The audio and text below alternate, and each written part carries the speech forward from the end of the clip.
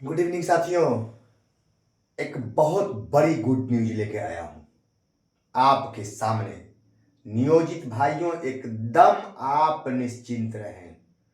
बहुत बड़ी है, बहुत बड़ा खुलासा है, बहुत बड़ी साजिश है। सरकार को सब पता होता है आपको कहां चोट पहुंचाएगी। आप ये समझिए, बातों को हमें समझना होगा। देखिए दोस्तों, एक चीज ध्यान दीजिए कि हम नियोजित बहुत बड़े फायदा हम लोगों को मिलने जा रहा है। आज एनसीजेसीएम और सरकार की बैठक हुई थी। एनसीजेसीएम 28 संगठनों का एक संगठन है, जो कर्मचारियों का संगठन है, और उसने अपना सुझाव सरकार को दिया है। ये समझिए, एनसीजेसीएम 28 संगठनों का, ये कर्मचारियों का 28 लोगों का संगठन है जो सरकार को सुझाव दिया है। अब सरकार को सुझाव क्या है? 8वां पे कमीशन में, ये समझिए, इस झोल को समझिए कि क्या सुझाव दिया है और उसमें नियोजित को कहां फायदा होने जा रहा है। इस नियोजित के नियमावली को सरकार क्यों समाप्त करना चाहती है, अब खुलासा हुआ है। सरकार पहले से जानती है। और एक बात बता दूं मैं आपको, बड़ी मछली हमेशा छोटी मछली का शिकार करते हैं, ये आप जान लीजिए इतना।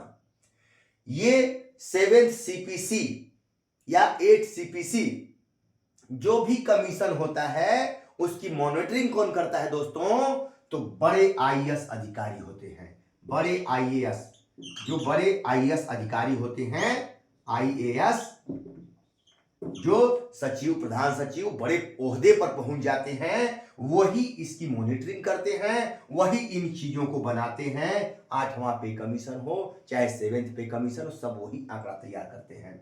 तो पहले आपको उसमें बड़ी मछली और छोटी मछली का एक आंकड़ा समझा देते हैं दोस्तों। 7th पे कमीशन में ये जो मैं 10,000 दिखा रहा हूं, ये 53,000 दिखा रहा हूं। इसमें छोटे कर्मचारियों को बहुत बड़ा नुकसान हुआ था 7वें वेतन आयोग में। ये पेंशन है दोस्तों, जो छोटे कर्मचारियों को 10,000 पेंशन मिलता था, दिया गया, वही 53,000 पेंशन बड़े कर्मचारियों को दिया गया, जो आईएएस रैंक के वगैरह के होते हैं, उनको 53,000 यानी 5 गुना अंतर पेंशन में कर दिया गया था। तो वो अपने तो उठा लिए इसको, 53,000 5 गुना बढ़ा लिए, और छोटे कर्मचारियों को 10,000 कर दिए। कितना बड़ा झोल था। छोड़िए इन चीजों को, अभी आगे बढ़ते हैं। अभी 8वें वेतन आयोग में क्या हम लोगों को लाभ होने जा रहा है, ये समझिए। अब दोस्तों, ये 8वां वेतन आयोग में 1300 से 1900 का ग्रेड पे होता है दोस्तों। 1 और 2 लेवल, लेवल 1 और 2, दोनों लेवल में 1300 से 1900 तक का वेतन आता है। 2 लेवल है ये, 1 और 2 लेवल। अब ये सरकार, ये सुझाव जो गया है 28 संगठनों का, उस सुझाव में कहा है इन संगठनों ने कि दोनों ग्रेड को मिला के 1 कर दीजिए। ठीक है, दोनों ग्रेड 1 हो जाएगा, यानी 19,900 से 63,200, जो 18,500, 18,000 से 56,900 था, 1 का, और 2 का था, ये इसमें अंतर था। लेकिन अब दोनों का क्या हो जाएगा? यही हो जाएगा, 19,900 से 63,200।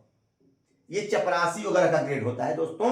अब समझिए, ये फायदा हो गया कि नहीं हो गया? ये बड़ा वाला इसको भी मिल गया, 1 को भी फायदा हो गया। अब समझिए बात को, 1 वाले को जो 18 से 56 था, वो सीधे 19 से 63,000 हो गया, बढ़ गया इसमें। समझ गए बात को? ये दोनों को मिलाने का सुझाव दिया गया है। अब हम लोग दोस्तों किस कैटेगरी में आते हैं? हम लोग लेवल 3 और 4 में आते हैं, जिसमें 2,000 क्लर्क लोग आता है, और 2400 जो ग्रेड पे था हम लोगों का, उसमें 3 और 4 आता है 2,2400, जो बेसिक ग्रेड और स्नातक ग्रेड के शिक्षक आते हैं, दोनों ग्रेड में, जो हम लोग की नियमावली में है, 2020 वाली नियमावली में है। और इसको लेवल में जब डाल दीजिएगा तो 3 और 4 लेवल और दोनों को मिलाने जा रही का सुझाव है, जो सरकार निश्चित मानेगी। अब दोनों हम लोगों का वेतन, मूल वेतन 21,700 था 2000 ग्रेड पे का, 21,700 जिसमें सरकार ने कटौती कर लिया था, हमको 21,400 दिया था, वही 410 का अंतर रख दिया था। देखिए दोस्तों, यही 7वां वेतन आयोग में 410 का अंतर जो राकेश सांडिल जी समझा रहे हैं, वही अंतर है ये जो सरकार ने रख दिया था, कम कर दिया था इसमें। लेकिन दिया था, ये समझिए करीब रखा था, दूर नहीं रखा था। वो करना है सरकार को, लेवल 3 और 4 में ही हमको रखना है। और जब दोनों मिल जाएगा तो हमको तुरंत यही 25,500 से 81,000 ही हमको तुरंत लाभ मिलने जा रहा है दोस्तों। दोनों एक मिल जाएंगे तो ये अब हो जाएगा 2400 ग्रेड पे वाला, 2,000 वाले को भी 2400 वाला मिलेगा, और इसमें 1300 वाले को भी अब 19,000 वाला मिलेगा। ठीक है, तो हम लोग यही फायदा में आ गए, समझ लीजिए इस चीज को। हम लोग यही लेवल में डाल जाएंगे, हम लोग का सीधा अब हम लोग इस लेवल में आ जाएंगे, 2,000 वाला सीधा 2400 लेवल में आ जाएंगे।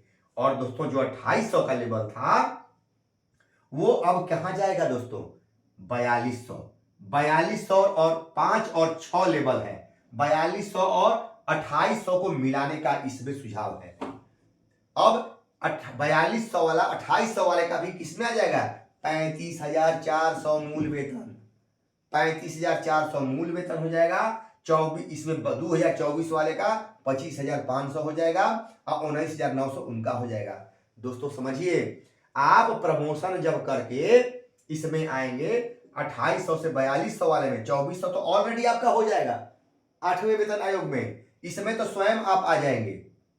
अब आप प्रमोशन करेंगे तो कहां जाएंगे, अब बेसिक और ये दोनों एक हो गया। अब आप प्रमोशन करके मेरे दोस्तों कहां जाएंगे, 2800 से 4200 वाले में, यानी 35,400 आपका मूल वेतन होगा। देखिए, यही आंकड़ा तो सरकार आप लोगों को से छुपा रही थी और आप लोग भाग गए विशिष्ट में। अरबों रुपया सरकार बचाई है आपसे, खरबों रुपया बचा ली है। यही आंकड़ा जो 8वां में होने जा रहा है, और समझौता है केंद्र और राज्य से कि जो लागू करेगा वो आपको देना है, राज्य सरकार को भी देना है। अब नियोजित पर लागू होगा कि नहीं ये सुन लीजिए। जब 7वां हमारे ऊपर लागू हुआ तो आप पर हमारे ऊपर 8वां क्यों नहीं लागू होगा, होना है, नियमावली में है, कोई माई का लाल रोक नहीं सकता है उसको। अब देखिए, अब जब ये आप जान गए दोस्तों, तो ये थोड़ा सा समझ लीजिए कि भाई आप जो है विशिष्ट भाई, आप इसके 5200 वाले में आप हैं ही नहीं। बात समझिए, राज्यकर्मी के वेतन में आप ये नहीं है, ये पूर्व से लेवल जो है आप में, अब जो कहते हैं कि ग्रेड पे खत्म, ठीक है, इसको खत्म मान लेते हैं, ग्रेड पे को खत्म मान लिए, ठीक है, आप लोगों की बात मैंने मान ली विशिष्ट वालों की, तो ठीक है भैया, ये तो लेवल में सेट कर दिया ना ग्रेड पे। ये ग्रेड पे कहां आ गया, 1-2 लेवल में आ गया। समझिए बात को, ये लेवल में शिफ्ट कर दिया है, ऐसा नहीं कि ये हवा में खत्म हो गया, इसका कोई मतलब है नहीं, ये चीज इस लेवल के रूप में आ गई। ये लेवल में इसको डाल दिया, फिक्स कर दिया, ये लेवल में इसको डाल दिया, तो हम तो यहां से घसक के यहां आ गए। लेकिन भाई विशिष्ट भाई से मैं पूछना चाहता हूं कि आप लोगों का फिक्स है 25,000, ये कोई लेवल है, किसी राज्यकर्मी वाला जरा उठा के देखिए तो है लेवल, कोई नहीं है।